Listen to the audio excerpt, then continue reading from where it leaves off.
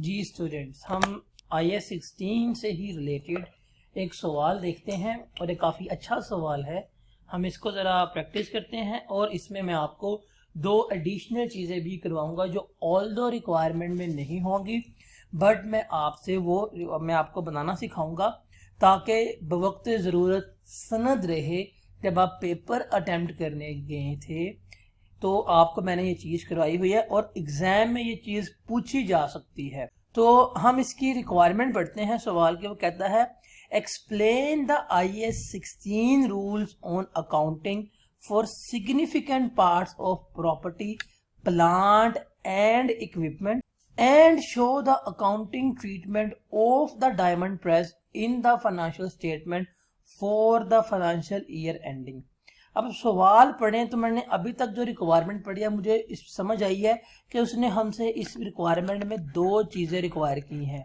अगर मैंने दोनों ना लिखी तो मुझे मार्क्स नहीं मिलेंगे। पहली उसने चीज़ क्या रिक्वायर की है, उसने कहा है IAS 16 के मुताबिक बताओ कि PPE के सिग्निफिकेंट पार्ट्स को अकाउंट करने का क्या रूल है।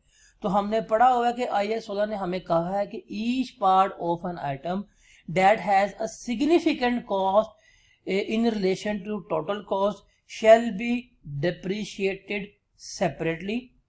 तो हमें ये बताना पड़ेगा कि ये एक अंग्रेजी में लाइन हमें उसको लिख के देनी पड़ेगी। दूसरा है कि हमने इसका अकाउंटिंग ट्रीटमेंट बताना है। फाइनेंशियल स्टेटमेंट में क्या किस तरह प्रेजेंट किया रहेगा। ईयर एंड है 31 मार्च 16 और ईयर एंड है 31 मार्च 17। इन 2 सालों के लिए हमें ये बयान करना पड़ेगा। तो सवाल करते हैं ये, मैं आपको इसका अकाउंटिंग ट्रीटमेंट की बात कर रहे हैं, बट मैं अकाउंटिंग ट्रीटमेंट के साथ दो एडिशनल रिक्वायरमेंट भी आपको करवा रहा हूँ। हम रिक्वायरमेंट भी इसमें कर लेंगे।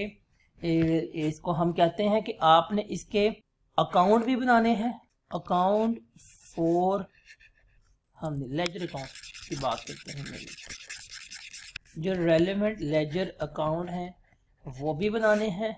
और नंबर 3 रिक्वायरमेंट, ये जो मैं आपसे एडिशनल करवा रहा हूँ, फाइनेंशियल स्टेटमेंट्स के लिए एक्सट्रैक्ट भी आपने बताने हैं। तो ये दो हम एडिशनल रिक्वायरमेंट भी इसमें परफॉर्म कर रहे होंगे। अब इसका मकसद क्यों है? क्योंकि मैं प्रेडिक्ट कर रहा हूँ कि कमिंग फ्यूचर में आपसे ये चीज़ पूछी जा सकती है और ये चीज़ भी पूछी जा सकती है क्योंकि ITA में आप पढ़ के आए हुए हैं और आपको पता है सिलेबस में जो कंपटीशन है वो कि हम पिछले जो कंसेप्ट हैं वो भी टेस्ट कर रहे होते हैं। तो ये पूछी जा सकती है। मीन्स वो आपको IAS 16 का सवाल दे दे और आपसे रिक्वायरमेंट में उनके लेजर अकाउंट बनवा ले, तो वहाँ बच्चों ने एक दूसरे का मुंह देखना होए अब हमने क्या टी अकाउंट कैसे बनाएंगे।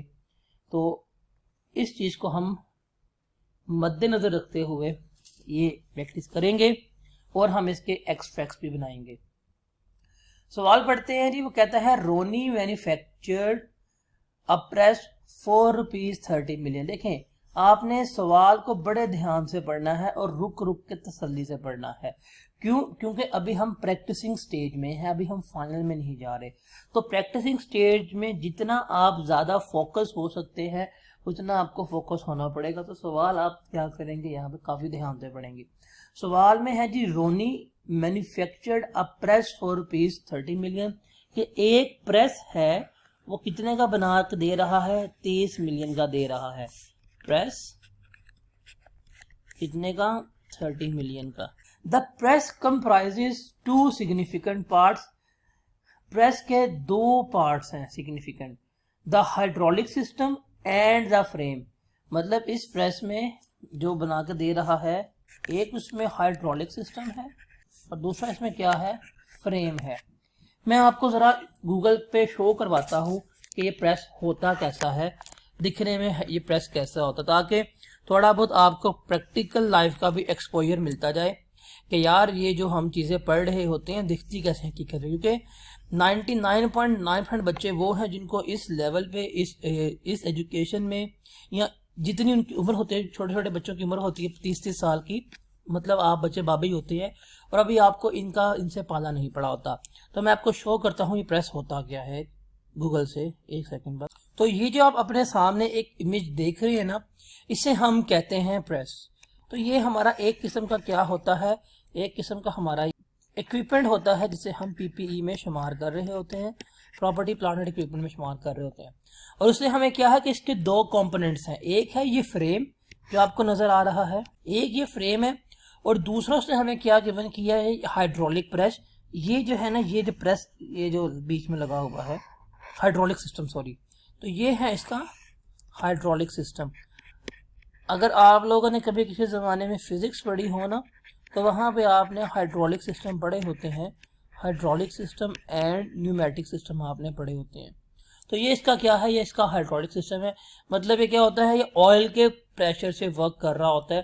तो इसमें देखा पाइप जा रहा है ऑयल का। तो ये जो पूरा इसने है ना, ये जो पूरा पीपी इसने, ये जो पूरी मशीन गिवन की गई है, इसे हम क्या कहते हैं, प्रेस कहते हैं, क्योंकि ये मेनली मेटल शीट्स को प्रेस करने के लिए काम आती है। सो प्रेस मैंने आपको शो कर दिया क्या होता है।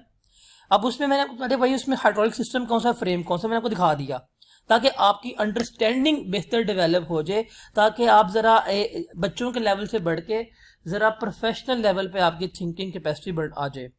अब उसने कहा है ये जो प्रेस है इसमें दो चीज़ें हैं, एक हाइड्रोलिक सिस्टम है और दूसरा कौन सा है, फ्रेम है। उसने ये कहा है कि जो हाइड्रोलिक सिस्टम है इसकी जो लाइफ है वो कितनी है, 3 साल, और जो फ्रेम है उसकी लाइफ क्या है, 8 ईयर्स है। उसने कहा है कि जी Rooney depreciates plant on straight line basis. Rooney का ये काम है कि वो ये प्लांट्स वगैरह को है ये स्ट्रेट लाइन बेसिस के ऊपर डेप्रिशिएट कर रहा होता है। उसने कहा जो कॉस्ट ऑफ हाइड्रोलिक सिस्टम है वो 30% of the total cost of manufacture है, कि जो उन्होंने टोटल कॉस्ट लगाई है प्रेस के ऊपर उसमें से 30% किसकी है, हाइड्रोलिक की है, और 70% किसकी है, फ्रेम की है। तो हम इसको कर लेंगे। सो बेसिकली क्या है, ये बंदा खुद अपना एसेट बिल्ड कर रहा है। उसने कहा Rooney uses the IS 16 revaluation model in accounting for diamond presses and revaluates these assets on annual basis, कि इन प्रेस को वो IS 16 के अकॉर्डिंगली ट्रीट करता है और उनको एनुअल बेसिस के ऊपर क्या कर रहा होता है, रीवैल्यू कर रहा होता है।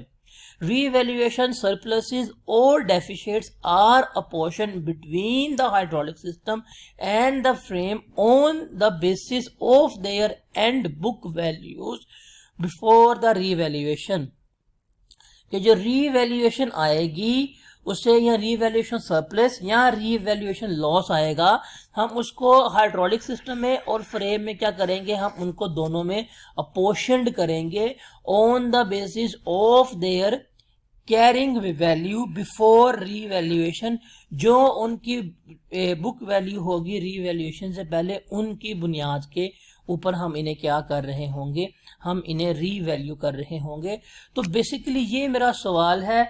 तो यहाँ पे सवाल का समझना ज़्यादा इंपॉर्टेंट है। अगर आपको सवाल समझ आ गया तो जवाब तो इसमें निकालना, जवाब ढूंढना हमारे लिए कोई इशू ही नहीं है। तो आप ये गौर करें मैंने सवाल पढ़ा कैसे है।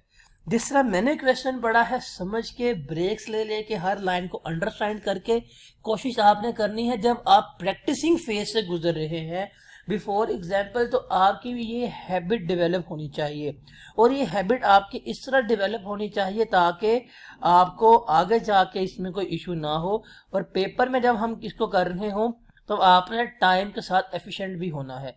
तो ये दो चीज़ें आपने क्या करनी है, इनको सीखना है। First, how to read question, and second, how to read in minimum time. Efficiently आपने इसको रीड करना, क्या करना है, सीखना है सवाल को। चलें, अब हमने सवाल पढ़ लिया, एक बार ये सवाल पढ़ के आपने देख लिया हाँ भाई सवाल में ये कुछ है था। अब आप अपने माइंड में स्केच ड्रॉ करेंगे कि आपने कैसे इसको परफॉर्म करना है। अब देखिए हमने क्या करनी है, बेसिकली हमने इसकी रीवैल्यूएशन करनी है। तो हम इसकी क्या करेंगे, हम इसकी रीवैल्यूएशन कर लेंगे। सिंपल सा है, मैंने आपको रीवैल्यूएशन के लिए एक स्केड्यूल सिखाया था IS 16 का, उस बेसिस के ऊपर हम क्या करेंगे, हम इसको रीवैल्यू कर रहे होंगे। तो इसने हमसे पहला साल मांगा है 31 मार्च 2016 को। ठीक है, इसने 31 मार्च 2016 के लिए हमें ये चीज़ रिक्वायर की है। तो हमारा ईयर शुरू कब होगा, मार्च में एंड हो रहा है, तो इसका मतलब अप्रैल से शुरू होगा। तो हम इसको 1 अप्रैल 2015 से इसको अकाउंट फॉर करना शुरू करेंगे। हम जरा अपनी पेन की इंक चेंज कर लें, because you know I am very creative man. तो मैं आपको रंग बिरंगे पेन्स के साथ पढ़ा रहा होता हूँ ताकि स्क्रीन के ऊपर आपकी अटेंशन जो है वो कायम रहे और आप लेक्चर सुनते हुए बोर ना हो रहे हो। दैट्स वाई, वरना मुझे भी कोई शौक नहीं है कि मैं आपको इतनी मेहनत से अपने कलर्स क्रिएट करके पढ़ा रहा हूँ, बट मैं आप लोगों की अटेंशन कायम रखने के लिए स्क्रीन पे इतने रंग बिखेर रहा होता हूँ। आर्टिस्टिक माइंड है। अब इसको हमने सॉल्व करना है। तो एक तो मेरे पास आ जाएगा यहाँ पे हाइड्रोलिक सिस्टम, मैं इसको ऐसे लिख लेता हूँ, आपने कुछ करनी पूरी लिखनी है। और यहाँ पे आ जाएगा फ्रेम और यहाँ पे आ जाएगा। अब जो हमारा उसने जो प्रेस लिया था वो उसने कितने का लिया था, 30 मिलियन का लिया था। देख लेता हूँ, हाँ जी 30 मिलियन का उसने प्रेस लिया था। तो हम यहाँ पे वैल्यू लिख लेते हैं, एज्यूम करते हैं रुपीज़ इन 1000 लेके चलते हैं। तो 30 मिलियन का लिया था, तो टोटल वो आ रहा था हमारा कितने का, 30,000 का। और उसने कहा था कि इस 30,000 में से 30% जो है वो हाइड्रोलिक सिस्टम का है। मींस 9,000 जो कॉस्ट है वो हाइड्रोलिक सिस्टम की है। और फ्रेम की कितनी हुई, फ्रेम की 21,000 रुपया हुई, 21,000 या 21 मिलियन। तो ये क्या है, उसकी वैल्यू। जब उसने ये मैन्युफैक्चर किया, उसने हमें डेट गिवन नहीं की, तो हम क्वेश्चन हम एज्यूम करेंगे ये स्टार्ट ऑफ द ईयर है, ये कम जुलाई 2015 को। ये उसने हमें गिवन किया। उसने हमें कहा स्ट्रेट लाइन बेसिस पे डेप्रिशिएट करना है।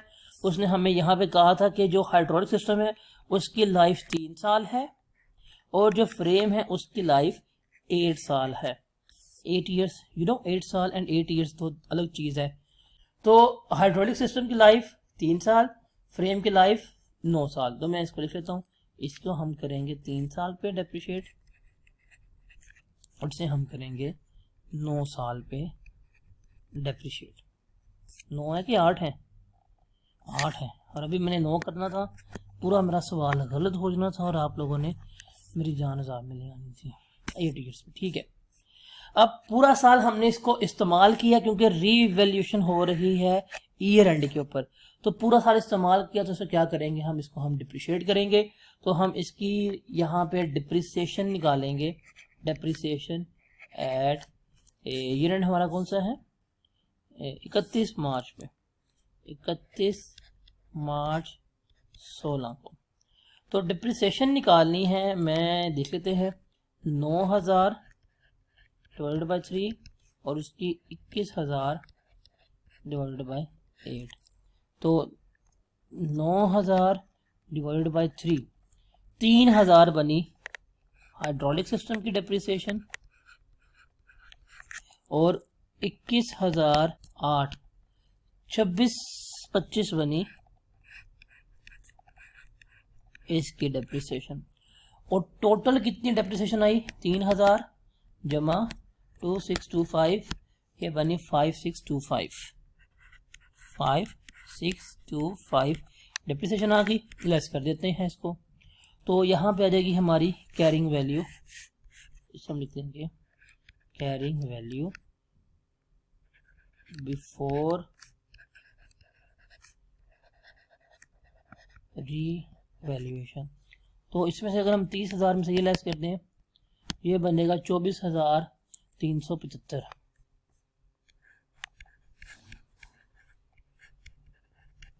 और वैसे हम देखें अगर 21,000 लेस 2625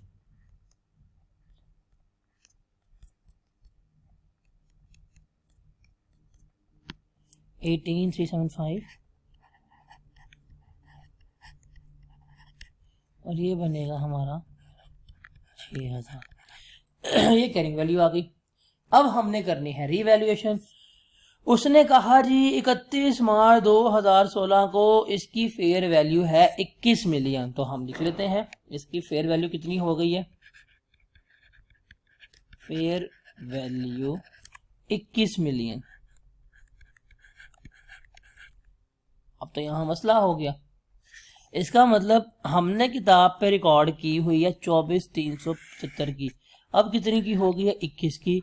हमने तो रीवैल्यू किया, और रीवैल्यू किया तो हमें लगा पता 3,375 से मेरा रीवैल्यूएशन लॉस हो गया, जो मैंने स्टेटमेंट ऑफ कॉम्प्रिहेंसिव इनकम को चार्ज करना है।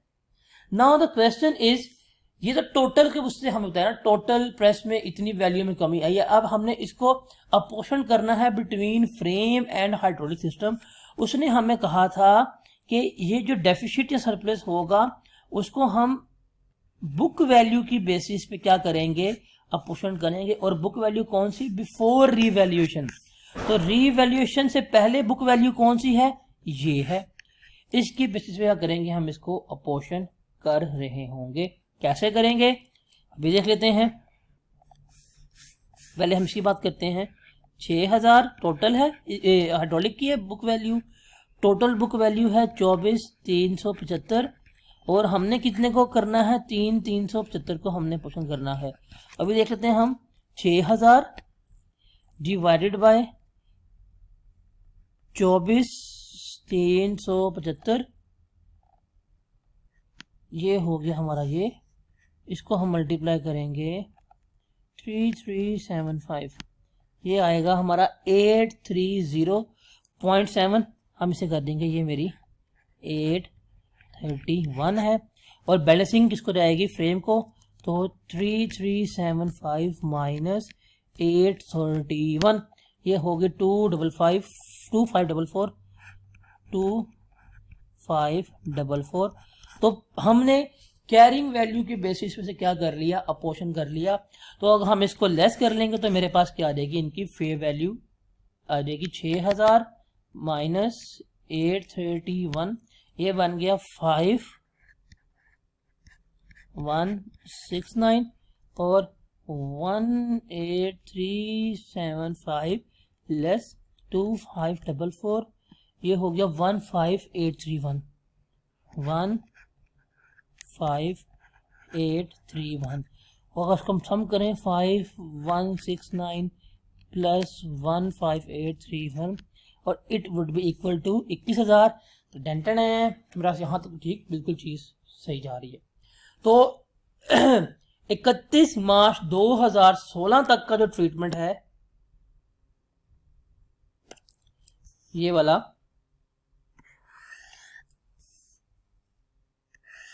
ये किसके लिए है, ये 31 मार्च 2016 तक का ट्रीटमेंट है। ये तो मेरा क्या होगा, बिल्कुल ठीक हो गया। अब अगला साल है जी, हमने 31 मार्च 17 में पाना है, और अब इसकी वैल्यू हो गया 19.6। तो हम इसको अभी देख लें। तो जी हम अपना 31 मार्च 2017 की वर्किंग करते हैं। उसने कहा जी 31 मार्च 17 को उसकी फेयर मार्केट वैल्यू 19.6 होगी। हमने कहा ठीक है। 31 मार्च 17 को हमने डील करना है, और जो हमारी कैरिंग वैल्यू थी एट 1416 जिस दिन हमने ये रन किया था, वो तो हमें कुछ मिली थी टोटल कुछ 21,000। कॉलम हम यहाँ पे बढ़ा देते हैं, हाइड्रोलिक सिस्टम फ्रेम, और हमारी कैरिंग वैल्यू कितनी थी सर, 21,000। फ्रेम की थी हमारे पास 15831, और सिस्टम की थी हमारे पास 5169। ये तो हमारे पास कैरिंग वैल्यू आ गई। पूरा साल इस्तेमाल किया, डिप्रिशिएट करेंगे। अब डिप्रिसिएशन हमने निकालनी है for the year, depreciation expense. अब यहाँ पे एक चीज आपने लाजमी याद रखनी है कि हमने जब पहले साल रीवैल्यू किया था तब इसकी डिप्रिसिएशन कितनी, तब इसकी लाइफ कितनी थी, 3 साल। अब रिमेनिंग लाइफ इसकी जो है थी वो तो चेंज नहीं होगी, तो हम क्या करेंगे, हम इनको रिमेनिंग लाइफ के ऊपर क्या कर रहे होंगे, डिप्रिशिएट कर रहे होंगे। विच मीन्स अगर हम देखें हाइड्रोलिक सिस्टम की टोटल लाइफ थी 3 साल, 1 साल हमने इसको पिछला डिप्रिशिएट कर लिया, हमने रीवैल्यू किया, अब इसकी लाइफ है 2 साल। तो अब इसको हम 2 सालों में डिप्रिशिएट करेंगे। तो कैसे होगा, 51 की वैल्यू इसकी आई है 5169, इसकी लाइफ है 2 साल, तो 2 पे डिवाइड कर दो, तो इस साल की डिप्रिसिएशन आ गई कितनी, 2585। और फ्रेम की लाइफ थी हमारे पास 8 साल, 1 साल हम डिप्रिशिएट कर चुके, फिर रीवैल्यू किया, अब इसकी रिमेनिंग लाइफ है 7 साल। तो ये इसकी सी कैरिंग वैल्यू, इसको हमने 7 के ऊपर डिवाइड किया तो मेरे पास आ गया ये 2262। तो लोग जमा कर लें, 2585 जमा 2262 4847 टोटल डेप्रिसिएशन बन गई इसकी। तो कैरिंग वैल्यू से हम लेस कर लेते हैं, 21,000 में से अगर हमने ये लेस की तो 16153 बनती है इस हाइड्रोलिक प्रेस की कैरिंग वैल्यू।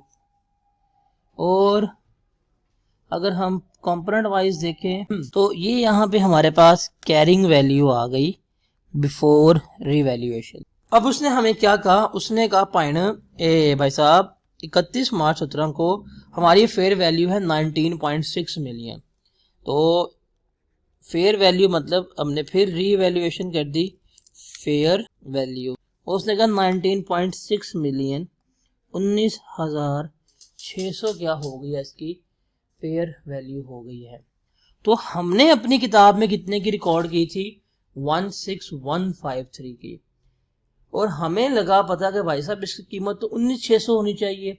तो देखा भाई साहब इसका मतलब हमारी कीमत में इंक्रीज आ रही है, इतने का इंक्रीज आ रहा है, 3447 का इंक्रीज आया।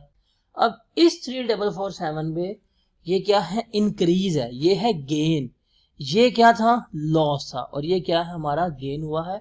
अब हमने क्या करना है, अब हमने इस गेन को अपोर्शन करना है, और बेसिस क्या होंगी, बेसिस हमारी होंगी जो कैरिंग वैल्यू थी बिफोर रीवैल्यूएशन। इस बेसिस पे, इन बुनियादों पे हम क्या करेंगे, इसको अपोर्शन करेंगे। हमने पढ़ी थी कि कैरिंग वैल्यू बिफोर अपोर्शन ये थी, तो हम इसको इसके ऊपर डिवाइड करेंगे और इससे मल्टीप्लाई करेंगे, क्या हो जाएगी, हमें अपोर्शन वैल्यू मिल जाएगी। तो देख लेते हैं, 2584 divided by 16153 multiply by 3447 would be equal to 551.4। तो इसे हम क्या कह देंगे, इसे हम 551 कह देंगे।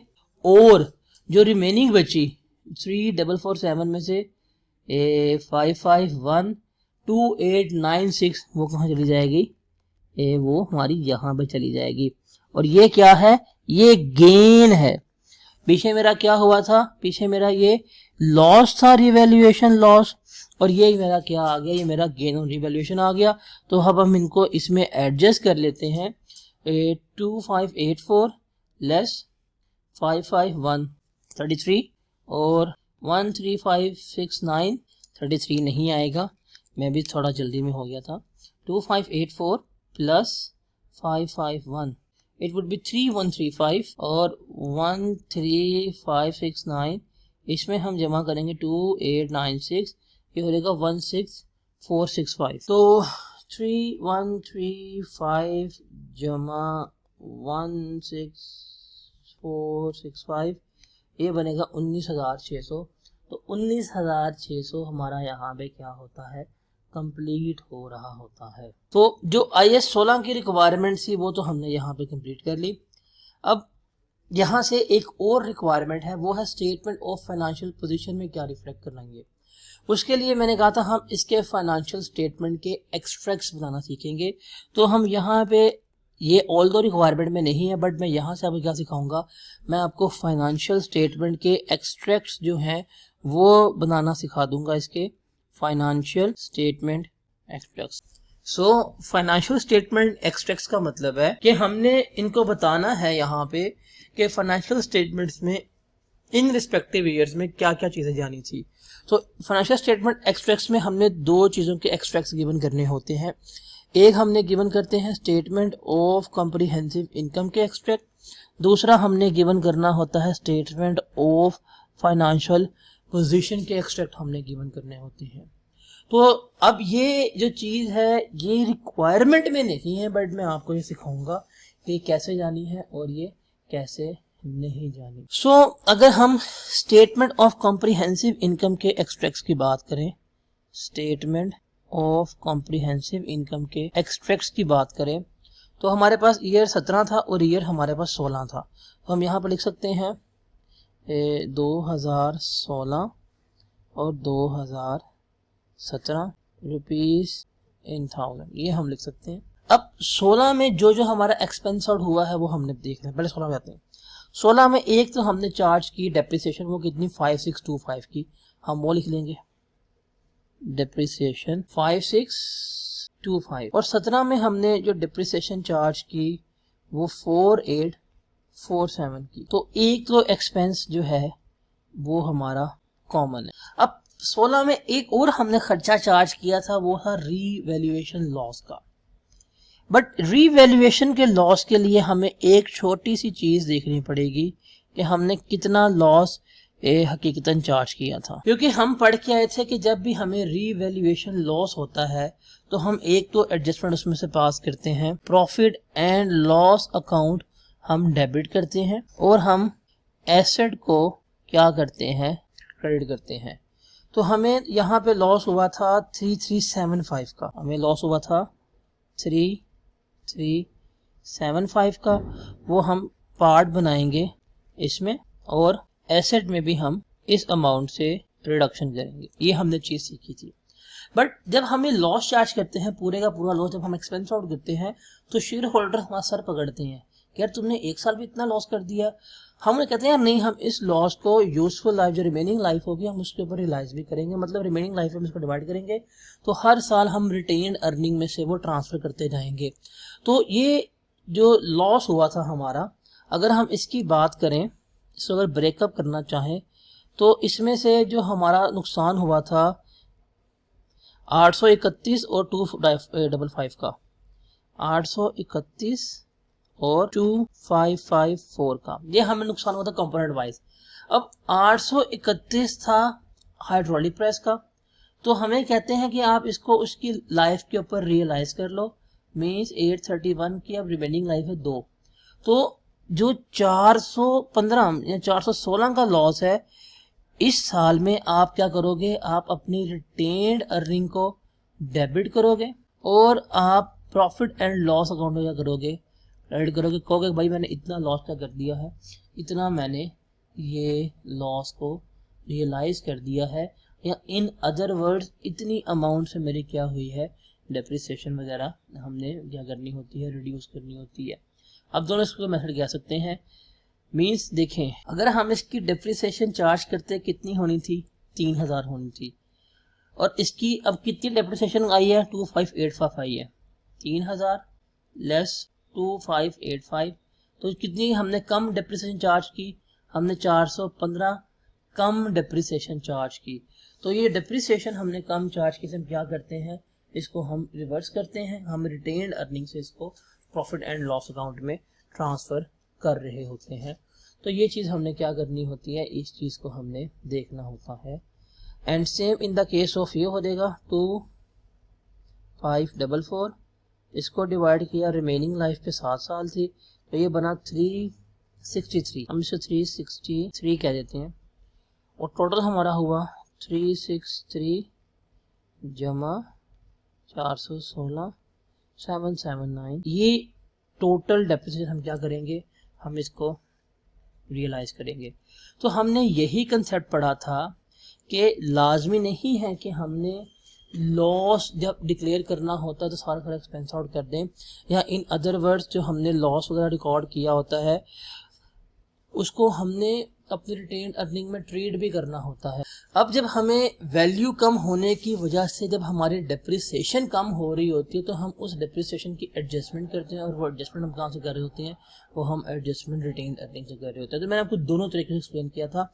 मैंने आपको ये भी कहा था कि हम शेयर होल्डर्स के लिए भी कहते हैं हम रिटेन्ड अर्निंग से इसको ट्रांसफर कर देते हैं लॉस को, profit and loss account statement में, कि सारा लॉस हम आपको एक साल ट्रांसफर नहीं करेंगे, बट हम जितना हम इसको रिमेनिंग यूजफुल लाइफ होगी हम आपको उस रिमेनिंग लाइफ पे रियलाइज करके देते जाएंगे।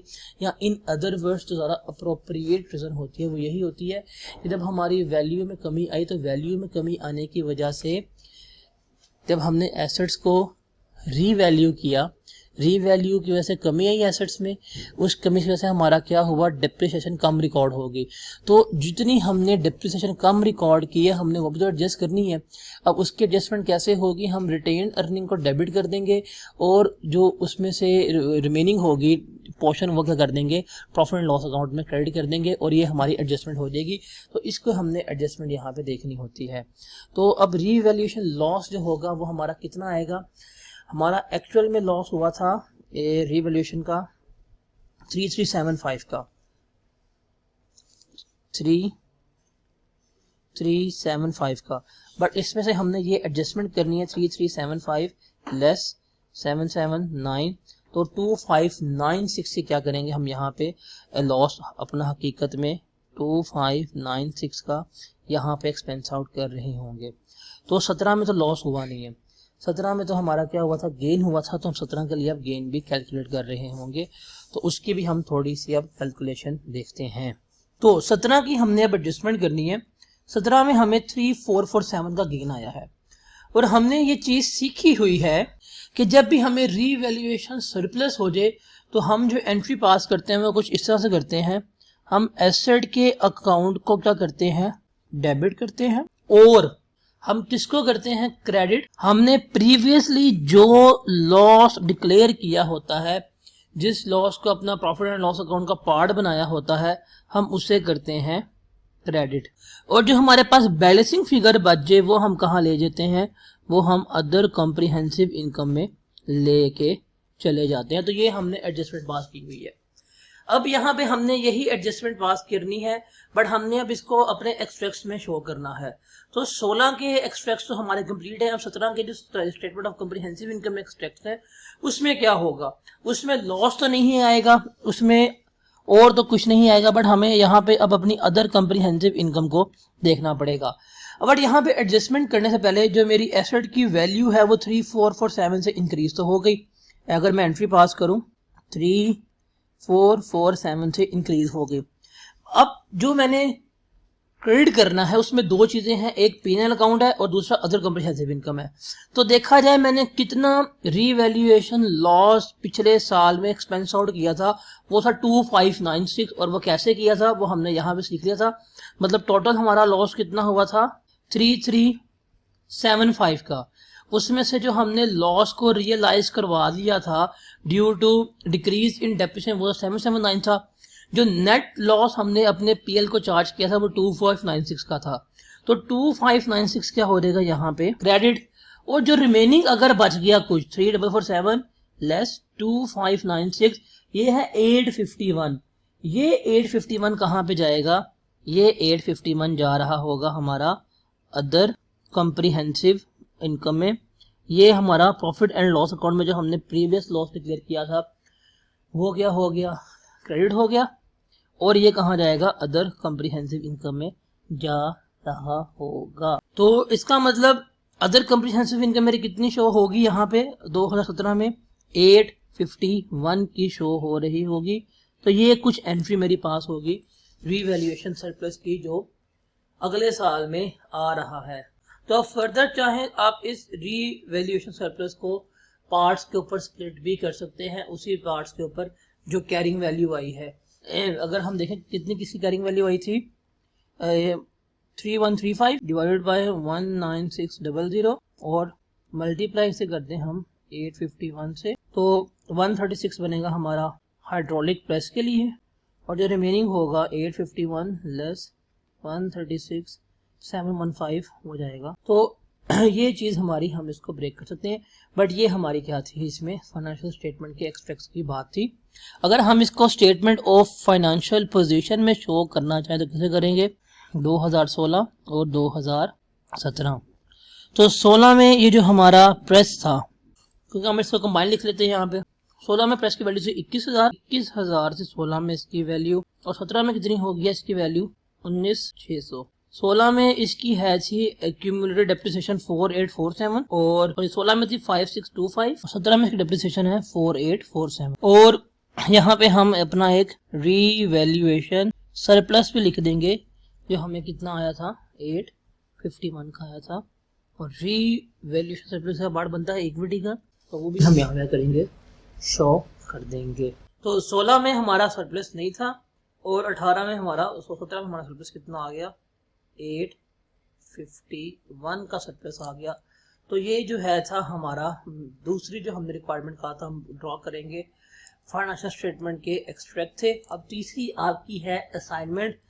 असाइनमेंट क्या है, मैंने आपको एंट्रीज तक करवा दी है, अब आपने इसके लेजर अकाउंट जो है वो मुझे बना के देने हैं। आपने जो लेजर अकाउंट बनाने हैं, किस किस के बनाने हैं आपने लेजर अकाउंट, आपने हाइड्रोलिक प्रेस के, आपने फ्रेम का, plus accumulated depreciation, profit loss account, plus revaluation surplus. ये 5 आपने मुझे इस सवाल के अब लेजर अकाउंट बना के सेंड करने हैं। मेरा ईमेल एड्रेस आपके पास है, उसके ऊपर आपने मुझे ये सारे के सारे सेंड करने हैं।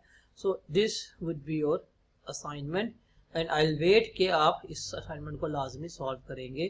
तो इसमें कोई इशू हो तो मुझसे पूछ सकते हैं। अच्छा सवाल था, मतलब इसने हमारी अच्छी प्रैक्टिस करवा दी, गेन भी हमने निकाला, हमने लॉस भी निकाला, फिर हमने उस लॉस को ट्रीट करना भी सीखा, कितना हम नेट लॉस रियलाइज कराना होता है, और हमने सब्सिक्वेंटली सारा कुछ यहाँ पे सीख लिया।